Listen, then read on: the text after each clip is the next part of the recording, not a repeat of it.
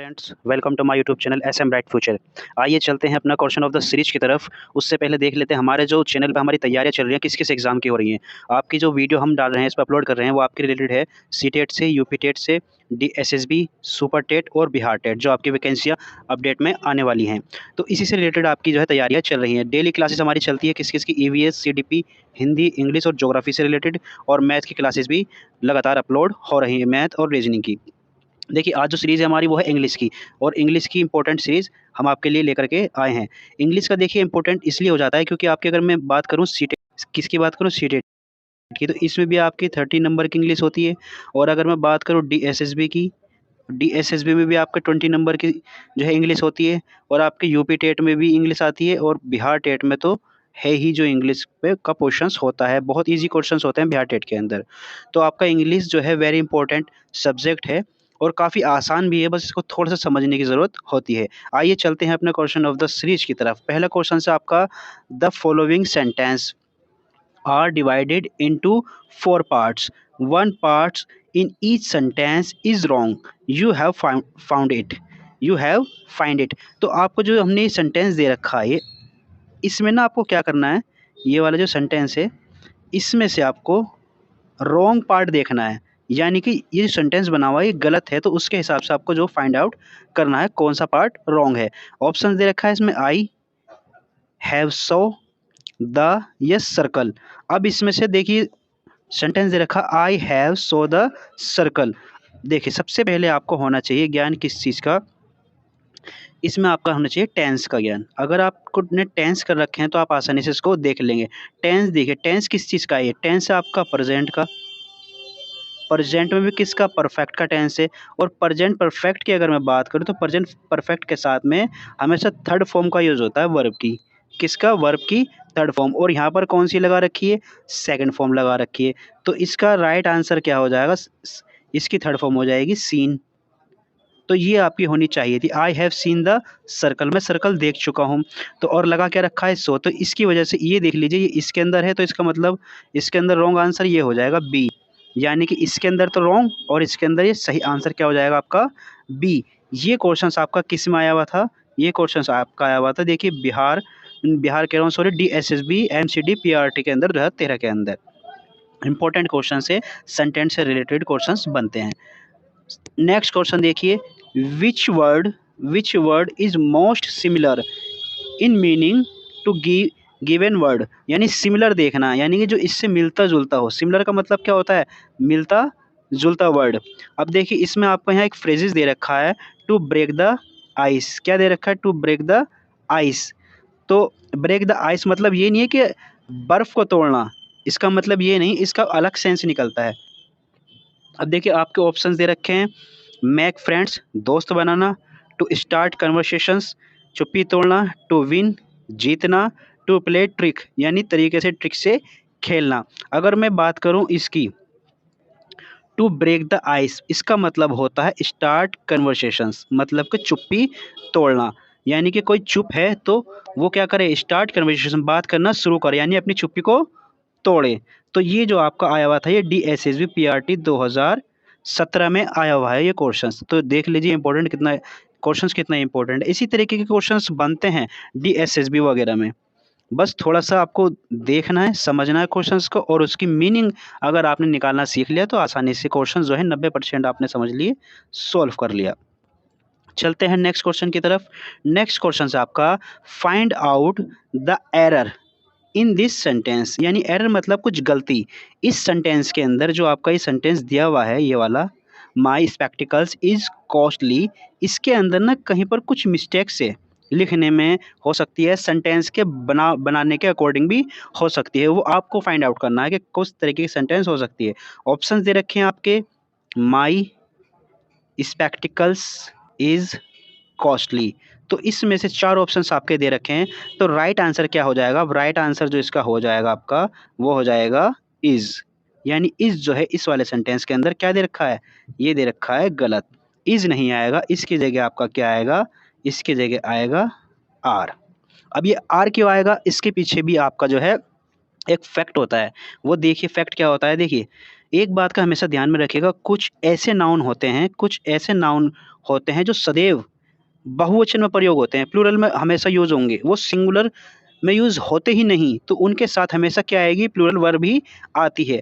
अब इस तरीके के नाउन कौन-कौन से हैं, जैसे एग्ज़ाम्पल्स मैं अगर मैं बता दूँ तो आपके एक तो हो गया ये वाला सीजर्स, ट्राउज़र्स, थैंक्स या फिर स्पेक्टिकल्स, जो कि आपका ऑप्शंस में आया हुआ था। तो ये चारों क्या होते हैं, हमेशा प्लूरल में यूज़ होते हैं। सीजर्स, ट्राउजर्स, थैंक्स और स्पेक्टिकल्स, ये हमेशा प्लूरल में फॉर्म होते हैं। इनके साथ में हमेशा प्लूरल वर्ब का यूज़ किया जाता है, सिंगुलर का नहीं किया जाता। ठीक है, ये बात ध्यान में रखिएगा। चलते हैं नेक्स्ट क्वेश्चन की तरफ। ये भी आपका देखिए DSSB PRT 2013 के अंदर आ चुका है। तो हमने वही क्वेश्चंस के अंदर जो ऐड ऑन करे हैं जो कि प्रीवियस ईयर में जो है आ चुके हैं एग्ज़ाम्स के अंदर, ताकि आपको जो है इसके जो एग्ज़ाम्स का लेवल है वो पता चल सके और उसके अकॉर्डिंग आप अपनी क्या कर सको, प्रिपरेशंस कर सको। देखिए अब क्वेश्चंस क्या है, which of the following word is correctly spelled, यानी इसके अंदर जो चार आपके जो वर्ड लिखे हुए हैं वो क्या है, कुछ इसके अंदर रॉन्ग भी हैं, रॉन्ग स्पेल्ड हुए हैं, यानी रॉन्ग स्पेलिंग के लिखे हुए हैं। तो आपको इसमें से क्या करना है, फाइंड आउट करना है जो सही वर्ड लिखा हुआ है। ठीक है, अब देखिए सही वर्ड क्या है, एक तो इसमें ये दे रखा है कम्युनिकेशंस। अब इसमें ना देखिए सही मीनिंग अगर आपने पता होगा तो आप तो तभी इसका जो है राइट आंसर लगा सकते हैं, वरना बहुत ज़्यादा परेशान सी प्रॉब्लम आपको एग्जाम में हो जाएगी। देखिए इसका जो राइट आंसर हो जाएगा, राइट स्पेलिंग हो जाएगी, ये हो जाएगी COMMUNICATION, कम्युनिकेशंस। अब देखिए इसके अंदर क्या दिक्कत थी, इस वाले में आपका एक एम नहीं लगा रखा। अब दूसरे वाले में क्या प्रॉब्लम थी, दूसरे वाले में देखिए इस वाले में आपका क्या नहीं कर रखा, एन नहीं लगा रखा, इसमें एन नहीं है। और इस वाले में क्या दिक्कत थी, इस वाले में आपका एस लगा रखा है, सी की जगह क्या लगा रखा है, एस लगा रखा है। इसकी वजह से ये भी रॉन्ग हो जाएगा, ये भी रॉन्ग हो जाएगा। राइट आंसर क्या हो जाएगा आपका COMMUNICATION, कम्युनिकेशंस। चलते हैं नेक्स्ट क्वेश्चन की तरफ। Fill in the blank with correct options, यानी जो करेक्ट ऑप्शंस है वो यहाँ पर क्या करना है, वो आपको फिल करना है। यहाँ पर जो आपका ब्लैंक दे रखा है, अब देखिए क्वेश्चंस क्या है आपका, क्या दे रखा है, scarcely had he left dash the car came to pick her। तो यहाँ पर जो आएगा वो क्या आएगा, इसमें when आएगा या then आएगा, like या and। अगर मैं बात करूँ यहाँ पर डैश की जगह भरने की, हमेशा ध्यान में रखिएगा स्केर्सली के साथ में हमेशा वैन का यूज़ होता है। स्केर्सली के साथ में क्या होता है, हमेशा वैन का यूज़ होता है। तो यहाँ पर आएगा when, scarcely had he left when the car came to pick her. तो इसका कुछ देखिए कुछ ऐसी वर्ड्स होते हैं जो हमेशा अपने साथ कुछ फिक्स प्रीपोजिशंस या फिक्स वर्ड्स को अपने साथ में फॉलो करते हैं। जैसे देख लिए एक स्केरली और एक हार्डली, ये हमेशा क्या कहते हैं, ऑलवेज फॉलोड बाय वैन, ये वैन के साथ हमेशा यूज़ होते हैं। तो स्केर्सली के साथ में इसलिए क्या यूज़ होगा, वैन का प्रयोग किया जाएगा। तो ये जो होती हैं छोटी छोटी चीज़ें आपको ध्यान में रख करके चलनी है। इन्हीं से क्या करते हैं, इन्हीं से एग्ज़ाम्स में क्वेश्चंस बन रहे हैं, जो चीज़ हम ध्यान में नहीं रखते और छोड़ देते हैं। नेक्स्ट क्वेश्चन से आपका, what is the plural of batch, batch का प्लूरल देखना आपको। तो बैच का प्लूरल क्या हो जाएगा आपका, बैच का प्लूरल हो जाएगा आपका बैचेस। क्या हो जाएगा राइट आंसर, डी हो जाएगा बैचेस। इसका ना एक कुछ रूल्स होते हैं, वो रूल्स आप देख लीजिए जो नाउन को हम प्लूरल बनाने में काम करते हैं। वो रूल्स क्या हैं, देखिए ये हैं रूल्स हमारे पे जो लिखे हैं। जिन नाउन के अंत में, जो नाउन हैं उनके अंत में देखिए क्या एस, एस एस या एस एच या सी एच या एक्स हो तो उनके अंत में ई एस जोड़ देते हैं। जैसे ये अगर अंत में दिख गए किसी नाउन के तो इनके अंत में क्या आ जाता है, ई एस जोड़ देते हैं। फॉर एग्जाम्पल्स जैसे ये बस, बस के पीछे आपका क्या आ गया, ये एस आ गया, बस के पीछे एस आ गया ना, तो इसलिए हमने क्या जोड़ दिया इसमें, E S. Buses, classes, classes में डबल एस आ गया, ये दे रखा डबल एस हमारा, तो इसका भी प्लूरल बनाने के लिए क्या कर देंगे, ई एस जोड़ देंगे, क्लासेस। ब्रश, ब्रश में क्या आ गया हमारा, एस एच आ गया, ये रहा एस एच, तो इसका भी क्या बना देंगे, ब्रशेस। अभी देखिए इसमें क्या आ गया, बॉक्स, बॉक्स में एक्स आ गया, तो ये रहा एक्स, तो इसका क्या हो गया, बॉक्सेस। तो इसमें भी हमने क्या लगा दिया, ई एस लगा दिया। अब बैच, जैसे बैच था तो बैच में क्या था लास्ट में सी एस था, तो उसी वजह से उसका क्या बन गया था बैचेज, उसका क्या बन गया था बैचेज बन गया था। ठीक है, उसके पीछे क्या था सी एस था। तो ये कुछ रूल्स हैं, इंपॉर्टेंट रूल्स हैं, ये आप ज़रूर लिख लीजिएगा, इंपॉर्टेंट रूल है आपके। चलते हैं नेक्स्ट क्वेश्चन की तरफ। What is the plural of baby. Baby का आपको क्या बताना है प्लूरल बताना है, तो बेबी का प्लूरल हो जाएगा आपका राइट ऑप्शंस क्या हो जाएगा आपका बेबीज़, क्या हो जाएगा बेबीज़। देखिए इसके लिए भी ना कुछ एक छोटा सा रूल होता है, ये भी आप ध्यान में रखिएगा।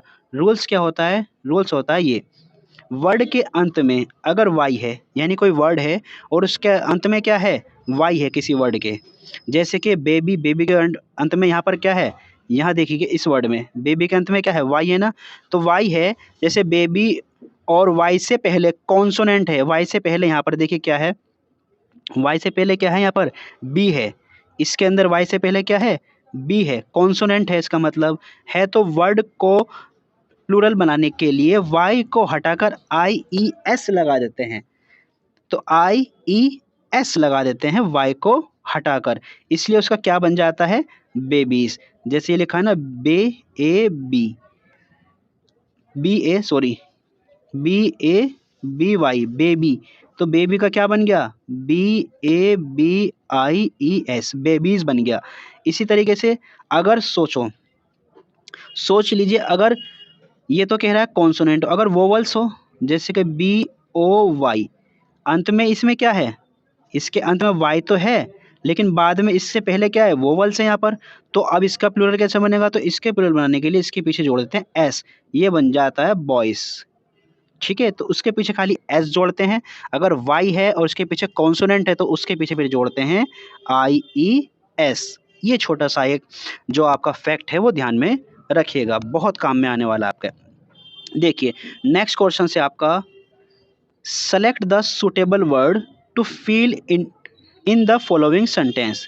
Select the suitable word to fill in the following sentence, जो सेंटेंस हमारा दे रखा है उसमें क्या करना है हमें फिल करना है। अब सेंटेंस क्या है I poured the milk dash the glass, यानी कि I poured the milk dash the glass. अब जैसे ये गिलास है हमारा, ये इस तरीके से इसके अंदर ये दूध जो है देखिए यहाँ से क्या कर रहा है, ये दूध इसके अंदर यहाँ से डाल रहा है।